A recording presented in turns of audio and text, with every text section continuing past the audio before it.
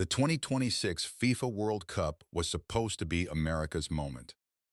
From the very beginning, that was the vision.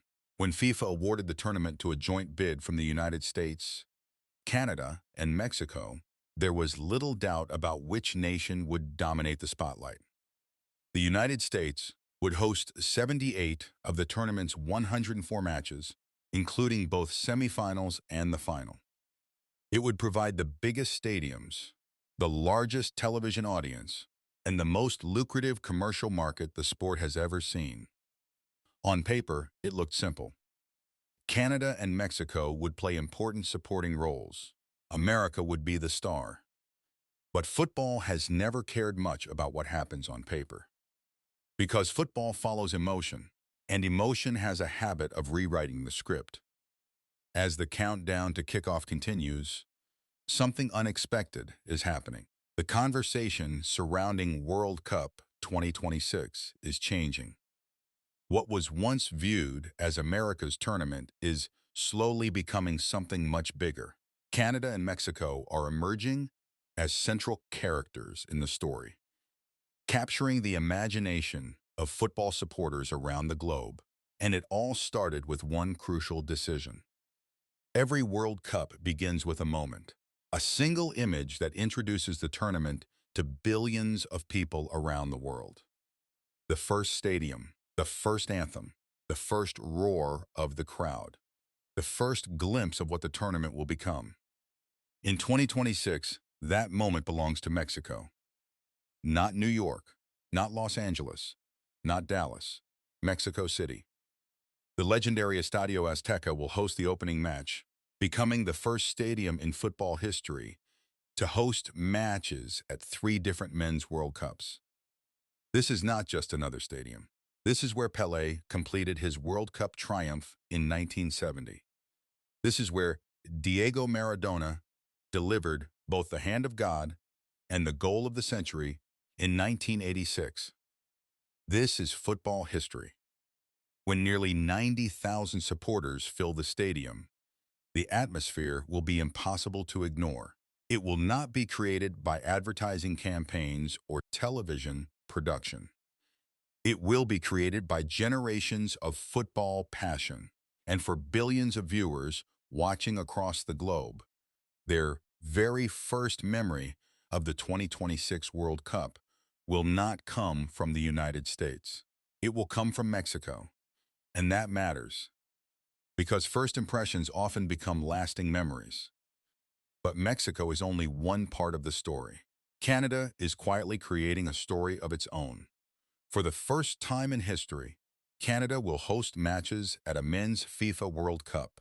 Unlike traditional football nations, Canada enters the tournament carrying something unique, a sense of discovery. Football's popularity has exploded across the country over the past decade. A talented generation of players has inspired a new wave of supporters, and the excitement surrounding the tournament feels fresh, genuine, and rapidly growing. Toronto and Vancouver are preparing for an experience unlike anything they have ever seen. And what makes Canada particularly fascinating is its diversity. Millions of people with roots across Europe, Africa, Asia, South America, and the Middle East already call Canada home. During the World Cup, fans from dozens of nations won't need to travel halfway across the world to find fellow supporters. Many of them are already there. Every match could feel like a home game for somebody. Every fan zone could become a celebration of football's global identity.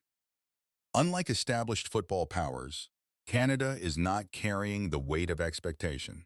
It is carrying the excitement of opportunity. And sometimes, that creates the most memorable moments of all. If you're enjoying this deep dive into the stories shaping World Cup 2026, make sure to subscribe and turn on notifications. We have plenty more football documentaries, World Cup stories, and tactical breakdowns coming your way. But perhaps the most interesting development isn't happening on the pitch. It's happening among the fans, as supporters begin planning their World Cup journeys. The discussion is no longer simply about which matches they want to watch. It's about where they want to experience the tournament. Mexico offers football culture that has been woven into everyday life for generations. Canada offers a fresh World Cup experience combined with incredible diversity. The United States offers scale unlike anything football has ever witnessed. For fans planning the trip of a lifetime, those differences matter. And that's what makes this World Cup unique. Most tournaments have a single identity. Germany 2006 had one atmosphere.